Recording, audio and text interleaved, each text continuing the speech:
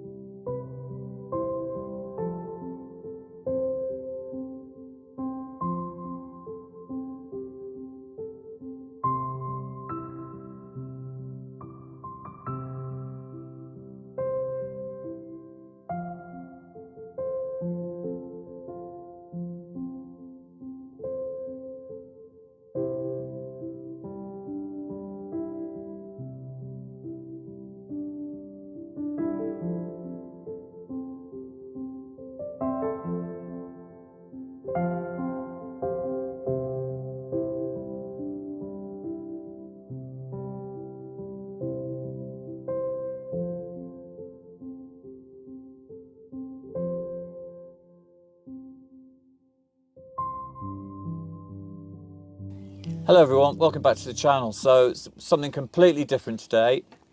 We heard through some friends of ours about this chap here called Willow, and what Willow has been doing for a long time is everything that we want to achieve in Portugal, but he's been doing it here in Cornwall.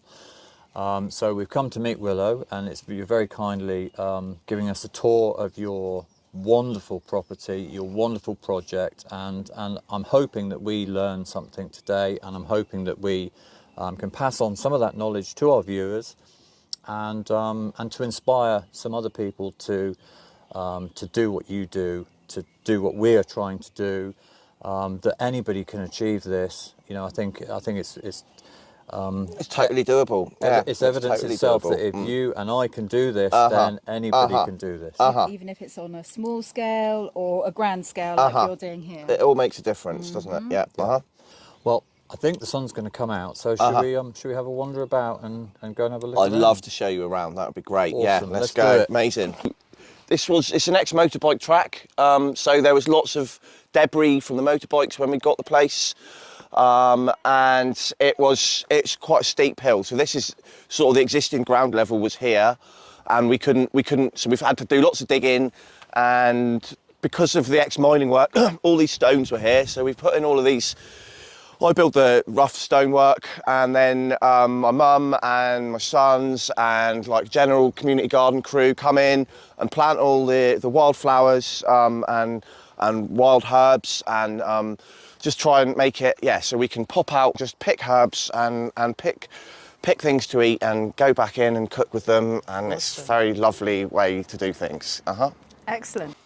So the foxgloves all just come back naturally. They're biannual. They come back, you know, they're just here naturally. The grass does tend to take over, but there's, you know, once you clear it, you give some other stuff some space, and this is the sort of, you know, you're bringing back lots of stuff. This is the plantain that I was telling you about earlier. That's forageable, that's edible. And my son made some garlic mushrooms with this in just last week. So it's also, the leaves are very medicinal. We can make that into a balm. We've had balm making workshops where we forage for this and make it into like a healing balm. Got some Lampantherus here. This is Scilly Fire, that one's called. That's from the Scilly Islands. Sorry, say that again? That's some Lampantherus, that's indigenous to this, or that's called Scilly Fire, that's from the Scilly Islands. It's So the bee Opens up on when a the sunny sun's day, it's a on little it. bit late in the evening now, but Yep. absolutely the bees are buzzing right around here. It's you get lots of butterflies and lots of all sorts of things like that. Got our windmill up here, our little off-grid system, and Are you completely off-grid here? totally off-grid. Okay. Yep, and the windmill is pumping water out the ground when we need it. So, and it fills up that tank, and then we gravity feed back everything from here. So are the chickens for meat or for They're eggs? for eggs. Yeah. They're for eggs mainly, Yeah. and also their poo's really useful. Yeah. So we lay in the hay and the bark chip on the ground, and then when we drag that out, that can all go straight back into the flower beds, and we're making sure the hay that comes is not been sprayed, it's organic. So when the hardcore was delivered, it's quite a nice little story.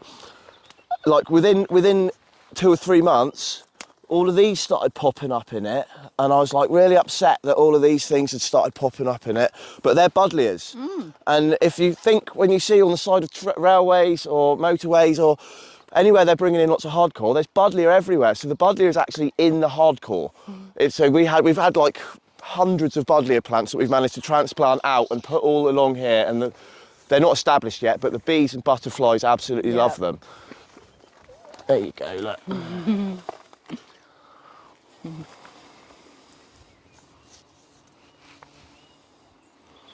So do you have beehives? We are on the verge of getting beehives. My Okay. brother's done the course, and it's not my strong point. My granddad kept bees, so it'll be the cherry on the cake when we do get them here. But we're not at the moment, I'm afraid. Okay. But it's certainly on the cards. So you just scratch away at the whatever was there before, and they'll all just come back naturally. Needs that surface breaking, those brambles cutting back, and everything else follows. Lovely. So how much land have you got here? We've got just under 9 acres. Wow. So that's 4 acres of south-facing slope, and then 4 acres of flat on the bottom, and then we've got a bit of wetland over there, over on the far side that way. This is all willow we planted this year. We planted this in December and January over Christmas. Some of them take, some of them don't, but that's all grown here on site. So it's not, and as they grow, you can just snip them off and stab them in the ground as you go. So eventually we'll be doing some like willow sculptures here. There's some steps coming in here, and it's going to be stepway, come down, another steps here, down to these newly terraced camping areas that we've put in. Lovely.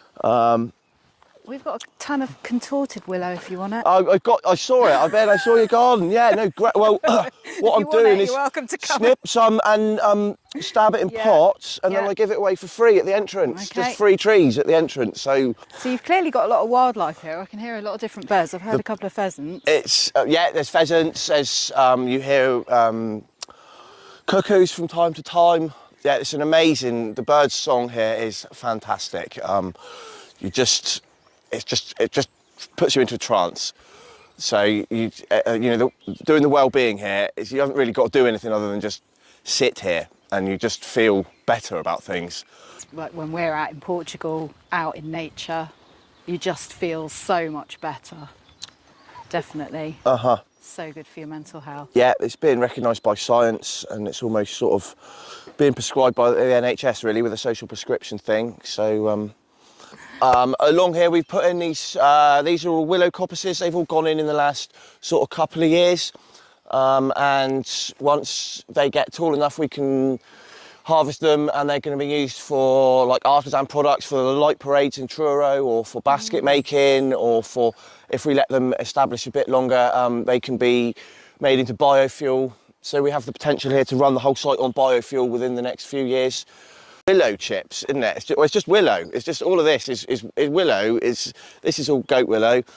It's just prolific. It comes back. So my brother coppiced this not long ago, maybe 3 years ago. So that's probably 3 years growth there. So you've just got, you chop that off, then you get 4 or 5 years later, you've got enough to log that up, and a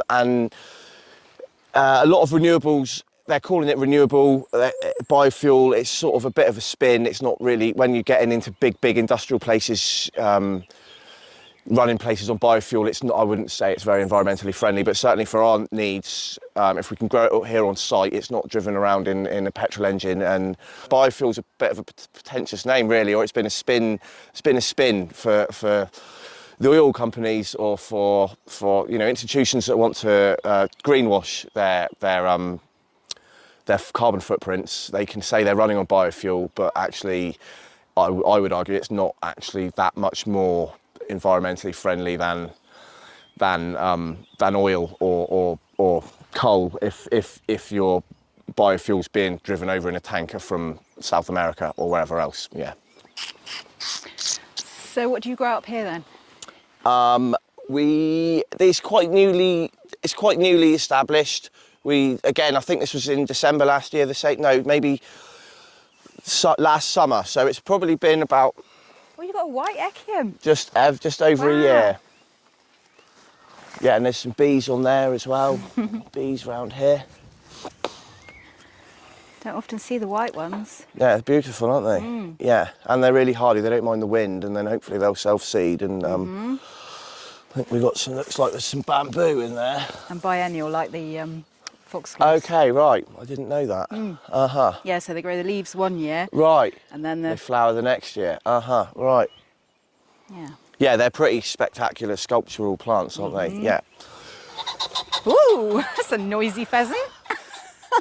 That's what the dog They make you jump. They do. Like, honestly, they give you a heart attack, man. I wondered what the dog was at. Look, the dog's just flushed her out. So these windows were donated to us by someone building site. They changed all their windows and they said you can have all these old windows. So we turn them into cold frames. There's nothing in them at the moment. I've only just built it like 2 weeks ago. I finished building that. All that I've reclaimed odds and sods inside. So they're really going to be they're going to be far too hot in when the sun comes out. They'll be absolutely baking, but they're going to be great for the winter. We can extend our growing season of like some hardy leaves. That's spinach, which has all gone to seed. We got comfrey here, which is a really good nitrogen fixer, and again the bees absolutely love it. It's got deep roots, pulls up the minerals. Got some lemon balm. I found that when I was doing some weeding up there. There's lemon balm that I found there. Loads of lemon balm growing lovely. on our land in Portugal. You have? Beautiful. It makes lovely tea. It does, and, yeah, yes. really nice. Very good for anxiety. Right. Okay. The lemon balm. I just dug a little hole, and then put cardboard around the hole. With the lemon balm in the hole and the cardboard around, and then just mulch on top of that. So the cardboard suppresses the weeds. The mulch acts to retain moisture, and it sort of kills off everything underneath. But then that's just increasing the soil bed. It's not the best soil here, and because we've terraced it as well, certain areas are really terrible. So we just got to keep conditioning the soil, and this is one method that I've been using. With cardboard's it's like a waste product, and so you're not down the garden centre buying plastic or buying membrane or buying, you just got to use what you can find around. This is some bronze fennel. It was planted whenever we did these terraces, so 18 months ago, so it just comes back. It comes back. Perennial, isn't it? Yeah, and it just gets a bit bigger every year. What do you do with fennel then? It does make quite nice tea. Again, it can go in the tea mixes, nice with fish. I just eat it raw. It's quite like... Licorice-y. I ate a lot of licorice when I was a kid. Hippie parents down the health food shop, so that's the only sweets we were allowed. Licorice sticks, that's right. Bars. Yeah, that's it, the one. Sweet corn come out from the tunnels. We've got some, we'll see them others. The ones in the tunnels are they're doing exceptionally well. Wow. So eventually these will be companion planted with beans and squash. So when they get a bit bigger, the beans grow up. Three sisters? Yeah, the three sisters, that's it, you got it, you know it, yeah. And then the squash does cover at the ground and whatnot. Yeah, more comfrey, fennel. Beginning of my little cardboard technique, run out of steam.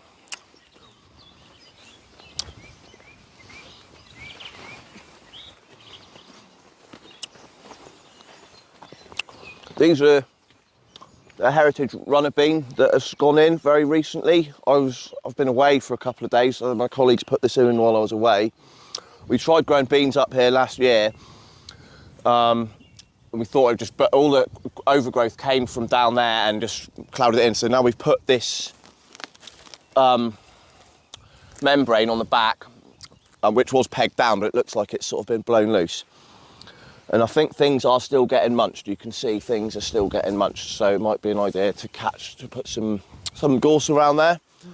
But hopefully, once they get established, we'll put some bean poles up here and have lots of lovely runner beans. So you said we're heading towards the orchard now, yeah? Yeah. So these trees. What fruit trees have you got in these here? This is a cider orchard actually. These are all cider fruit trees. We got sponsored by the People's Trust for Endangered Species. They gave us a bursary for 25 fruit trees, but because of the time of year we were getting them, the only stock they had left was cider trees. So, you know, here we are with the cider orchard. They're all on M25 vigorous rootstock. Some of the trees we bought in the past, the rootstock's not been the best, so they've, particularly with the wind, some spring storms, the pollen gets blown, the flowers get blown away, and you're just not seeing big yields of fruit at all. So I'm really hoping that this year we're going to see some bigger yields of fruit. We haven't had strong winds this spring, so, and already you can see, we'll see it up there in a minute when we walk up back that way, that yeah, it's a lot more fruit on the trees this year.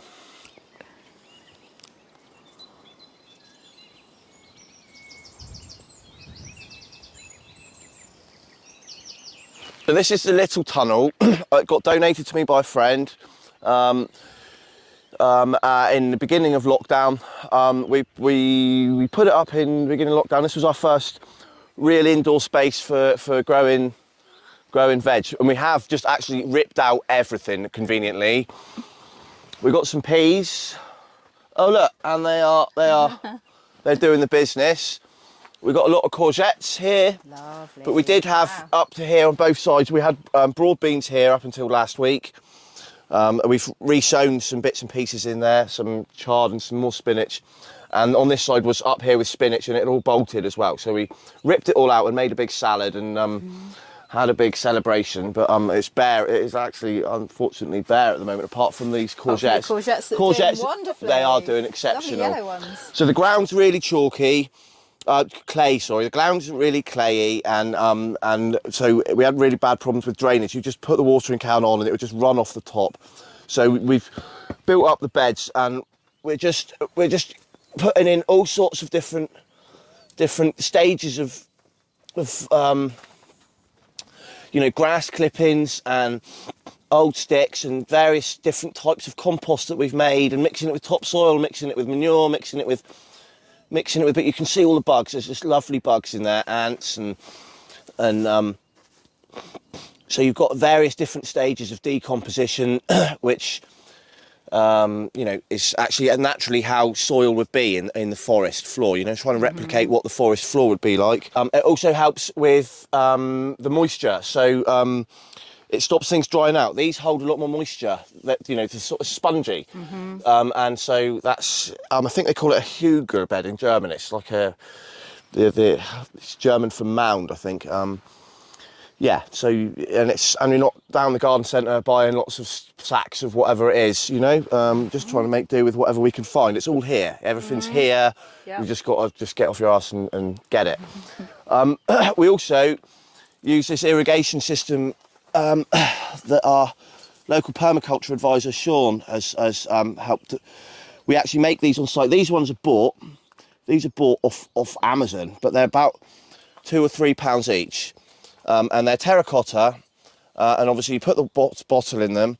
If you have a look down there with the camera, you can see the roots just go to where the moisture is. But it's different. It's totally different from watering with a watering can or with with a hose pipe or anything. So you naturally, because it's terracotta, the moisture evaporates at a much slower rate. So it naturally regulates how much. So the more the soil drinks, the more it will evaporate. And so you're using a lot less water. Plus, you're not going dry, wet, dry, wet, dry, wet, which confuses the plants and sort of leads to sort of different problems. You're you don't get much weeds on the surface because the surface is actually dry, pretty much because the moisture's underground, as it should be. And what's the other benefits?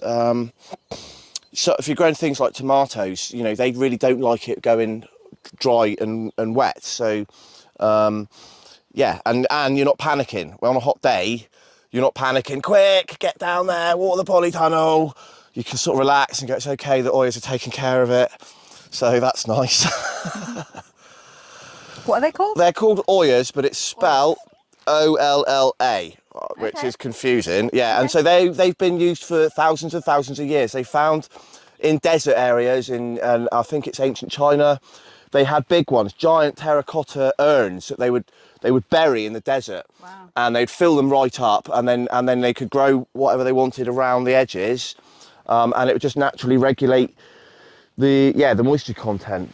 So it uses less water? It does use less water, which is very good in places where you don't have as much water. Yeah, absolutely. You really can't hear anything other than bird song, can you? Yeah, it's amazing. But it depends which way the wind's blowing. So you've got Gadrivi 2 miles that way. Right. So you can hear the sea when the wind's blowing that way. And you've got the A30 a mile that way. You hear the A30, but to be honest, they don't really sound that different. So these are the corns that are doing exceptionally well in here. We've got 3 sisters going on here. The beans really are growing up the top. It's really happening. Beans in there. And we just keep planting more. Some of them getting munched again. Oh, here he is, Mr. Duncan.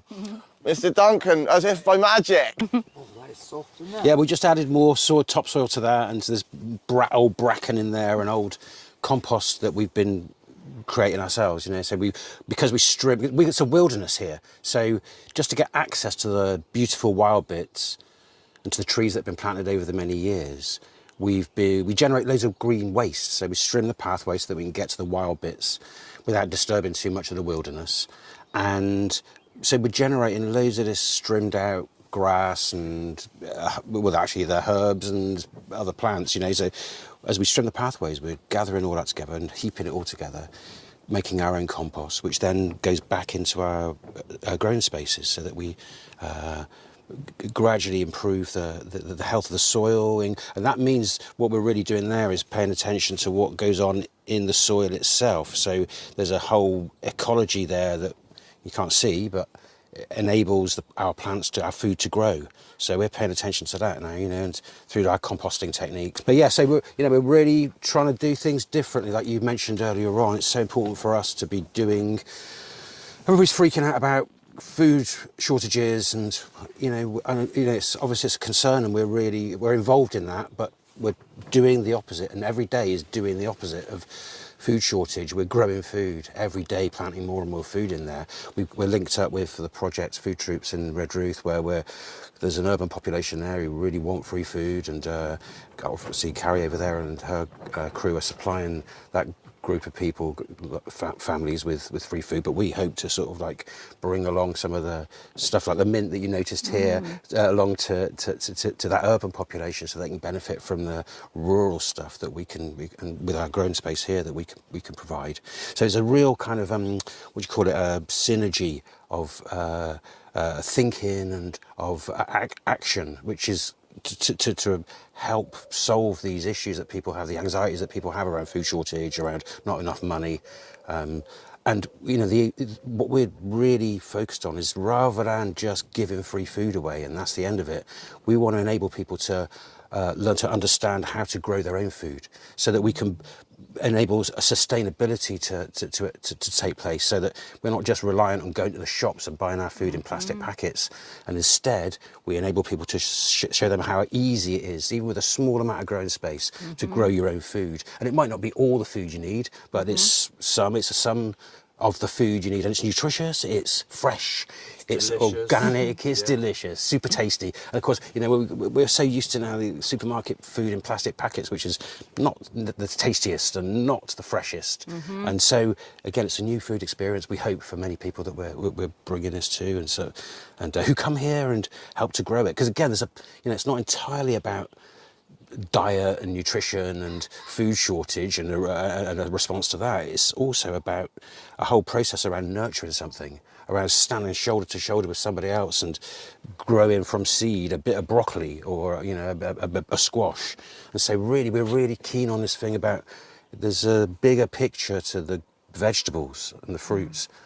So although it's food, and you know there's an importance there about teaching around food education, around sustainability of food and how to grow your own, but also, you know, we're sort of really keen to see that spread through communities so that people come here and they spread it out, cascade the skills, cascade the learning, become a bit more food sovereign, a bit more self-sufficient, a bit more in control of their food supply. Yeah. Are there any companion plants that you're... Yes, well here we're experimenting with, again, an ancient planting method, which was an ancient North American planting method called the Three Sisters, where we have the corn, the maize, and growing up the maize, you can see here there's a bean. Yeah.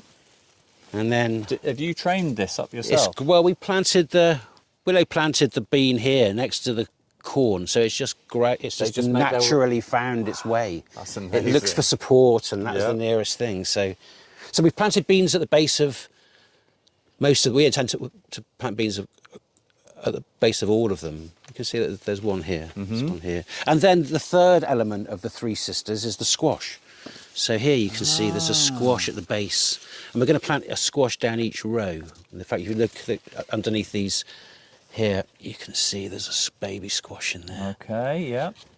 And so here's a more vigorous one. So the squash here has started to bush out, and that will train those down the lines. So yeah, Three Sisters. That's known as the Three Sisters. Yeah. That's amazing. We have... This is kale. Okay. So we planted some more baby kale. It looks a bit sad at the moment, but it'll soon pick up. Again, we're not sure whether it's too hot in here for the kale. It's generally an outdoors crop, and we are getting high temperatures in here. This is an interesting one. This is called strawberry spinach. So again, this was a crop that none of us had grown before, and none of us had tasted the spinach. But in fact, what happens is these are spinach leaves, these pointy leaves here, and it grows a long stem with bright red berries hung from each stem, which look like strawberries or more like raspberries perhaps, but bright red.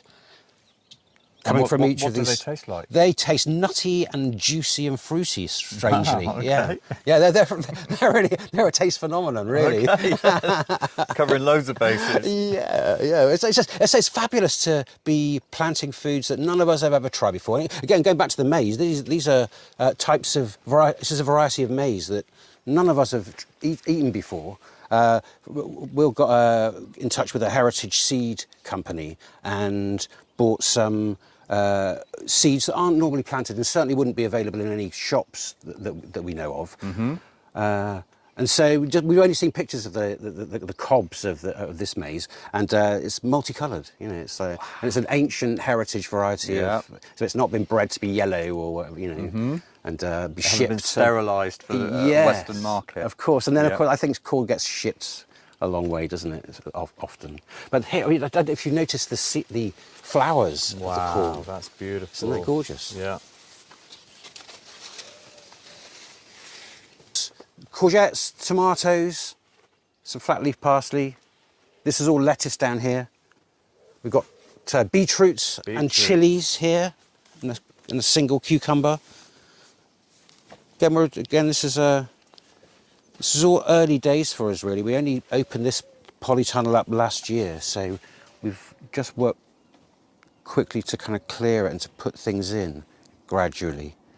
And so these beds now we hope to be filling full of the organic matter, like I was saying earlier on, and gradually build them up so that we have a deeper bed of fertile soil to grow into. Do you try? I mean, you kind of describe yourself as a novice, but I mean, if you're a novice, then we're still, fetal in our journey in growing. But you hear about no dig and hugel culture, yes, and permaculture, yes, and all these different, and some gardening, people are in different camps, and you just don't know what to listen to. Well, we've talked about all this because we have we have these discussions around the nature of gardening and what are we doing here? Do we intend to carry on normal horticultural practice in the same way that's gone on for a long time? And these conversations are very live around what we are doing here and whether we're working with nature or working against it. And so all of our work here is done chemical free, no chemicals whatever, so it's all done organically. And we also adopt what we're keen to do. There's so much, as you said, there's so many theories and principles and techniques in gardening and horticulture, agriculture. What we do is we think it's important to learn from all of those places and to be eclectic about our practice and knowledge and do it according to this piece of land, because we need to work with the land. Yeah. And therefore we need to pick and choose from all of those gardening techniques and principles and ways of working and pick what's best for this piece of land. Yes. We're all organic, and we do really enjoy the permaculture method, no dig, as you mentioned, method, because again, we don't want to disrupt the soil ecology by digging deep, tilling the soil as usual in farming practices. So we hope to be quite careful about how we plant into soil, so we don't do too much digging. We like to be quite precise about where we plant our vegetables into the earth, and often we've been experimenting and refining our practice around placing cardboard, scrap cardboard, down over the surface of the remediating soil, and plant through the cardboard and then fill that full of mulch on top. And that then decomposes, suppresses, and then suppresses the weeds underneath, but allowing the plant that we planted through the cardboard to grow through without any interruption. And it doesn't involve any digging of the rest of the soil surface. So we've left the soil exactly as it was, as nature intended, just doing its thing without actually destroying anything in there. So again, we hope that that's going to be we believe that's a good way of doing things. Is it? Are they called mycelium pathways? Is that so that's about mushroom pathways and networks. Communication between plants. Yeah, there's a lot of research that's really moving on now with trees and mycelium, like you say, where we now understand that tree energy, trees communicate with other, as all plants communicate with one another, it turns out.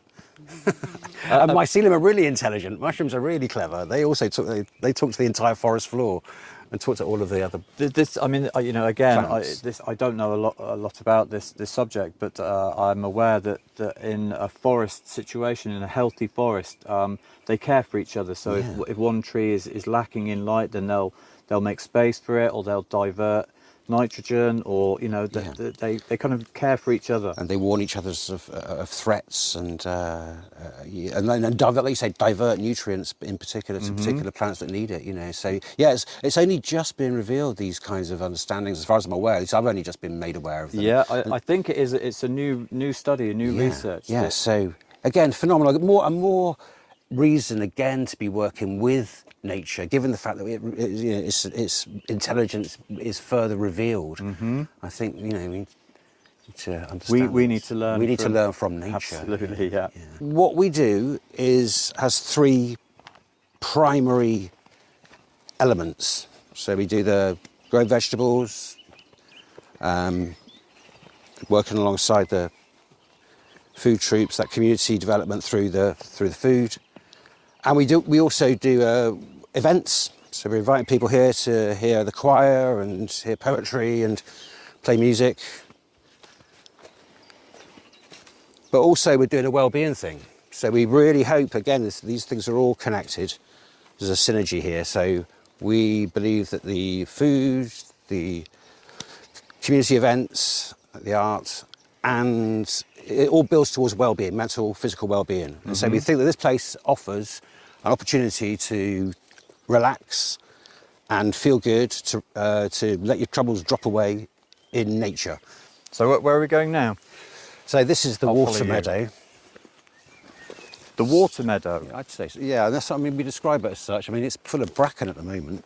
Or it has been full of bracken, but in fact, Morgan, Will's brother, has been working on here for the past, I don't know, it must be nearly maybe 2 years now, a year and a half, 2 years solidly. Is this fern? Are they ferns? Bracken. Bracken.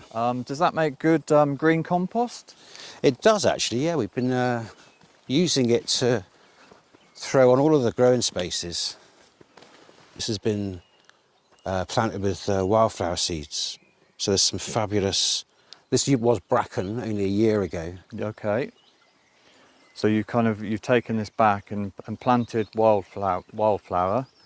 Is that right? That's right, yeah. Yeah. And now it's just starting to come up. So this is full now of wildflowers, and it's still quite early on. So it's not entirely full yet of the flowering types, but there's things in here that wouldn't be growing if they hadn't been planted. Mm-hmm. We hope then to not only invite more pollinators here for the rest of our food crops, but also to increase the amount of wildflowers that just exist within that entire piece of land, so that we increase soil health and improve soil health, and attract more and more pollinators to the area. Mm-hmm. So and just have these beautiful flowers, these natural indigenous flowers that would have been here naturally anyway, So populate into the entire piece of land. this is kind of biodiversity in action. Yeah, yeah. Can I ask, is this big heap here, is that from the bracken that That's you all cleared? bracken, yeah. That's Is this heap this of bit? bracken. Yes. Yeah, yeah. Wow. Yeah. Good stuff. And this is an amazing. Yeah. So Morgan, who Will's brother, has been working hard on this. He's planted all these amazing seeds down here. So we're really hoping to learn from his practice as well about how to sort of like nurture seeds, plants that used to be indigenous, used to be plentiful, and now struggle to exist here. So that we can bring those back into use and being more common. Especially from not only on our piece of land, but we're hoping that we can start to spread the seeds out and offer them to other people, so that other people start to plant these wildflowers. We can repopulate the entire country with wildflowers at that point.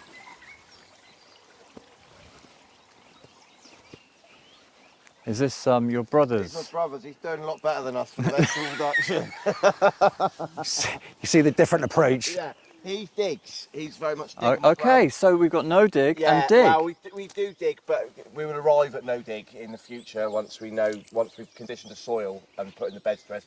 Yeah, my granddad taught him all the different. It's still organic. He still doesn't use pesticides or fertilisers or anything like that.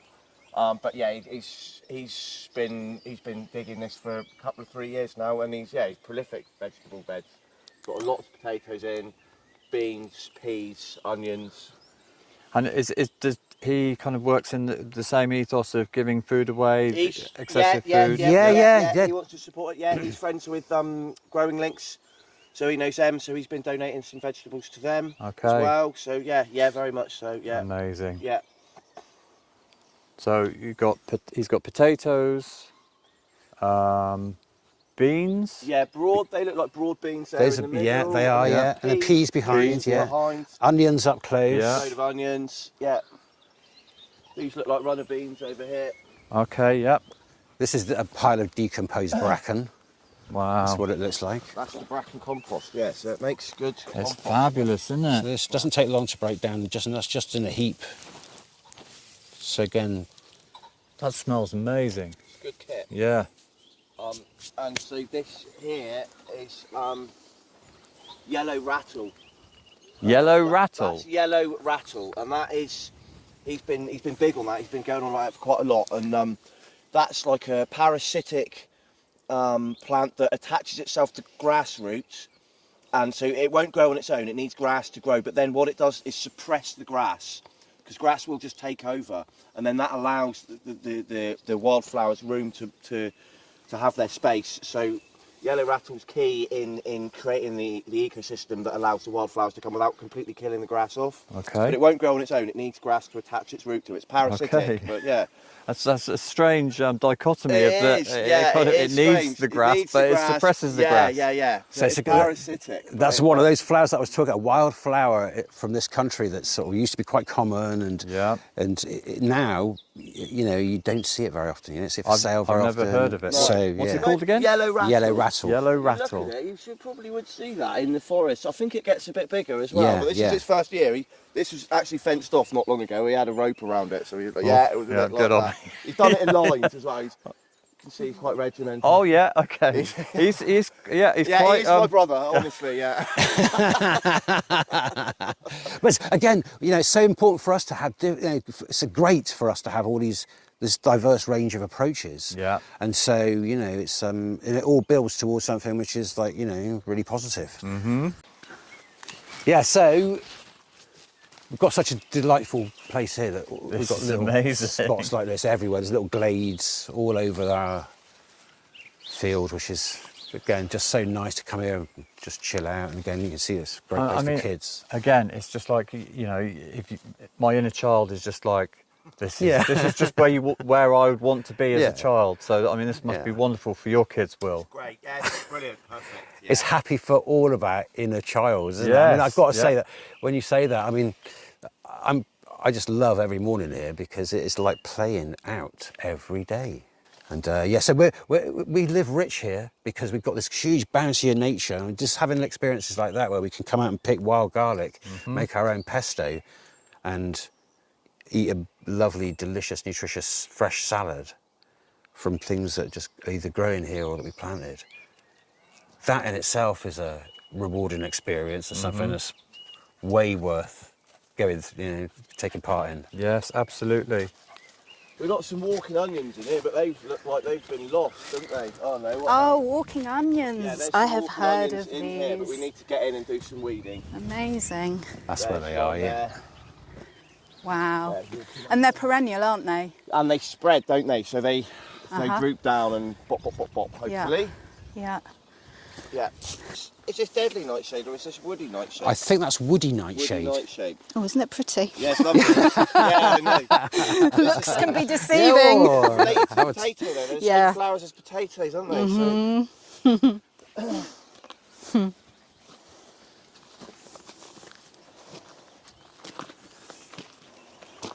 Then we can cut back up here.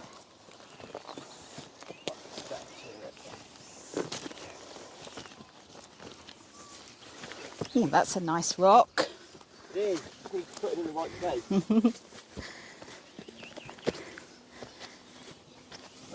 So I've been putting in loads of sedums as well. So these are the sedums that they just spread and they don't need strimming and they've got lovely flowers on them. I've got some. If you want to take some back to put in Portugal, then you're welcome. I'll do you up a tray. They're not allowed to. I don't know if we can smuggle plants. Yeah, you're not allowed to, for sure. No. Post them, can we? No. Can't post now. Can't post after Brexit either. Don't mention it. Yeah, no, that was the end of the world, really, wasn't it? Oh, it must have been so terrible for you, actually. When you already moved over there before that happened? It was the beginning of the world for us. Well, did you buy over there once before? Yeah. Oh, Yeah. gosh. Well, After the vote, but before. Yeah, after the vote, but before we Brexited. Yeah. Well done. We had a borehole done. It was one of the first things we had done. Okay. So we had a couple of different guys come, and they both dowsed for it. And, you know, people think dowsing is like a hippie thing. These guys were not hippies. Fundamentally, they were not. So he walked around. The first guy walked around. He was ex-military. He had a hazel whip. He tensioned it. He walked around until it just went crack on his leg.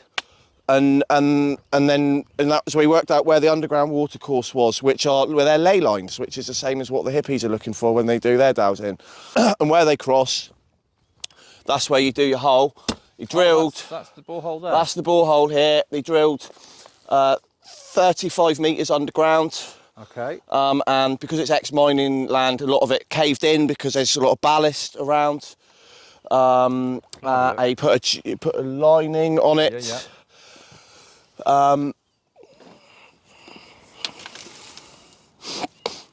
Okay, yeah, so there's the lining.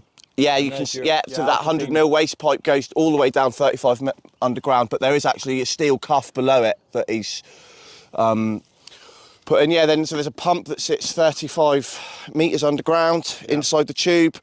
Then the pipe, so that comes up, then the pipes are buried underground all the way up to the windmill.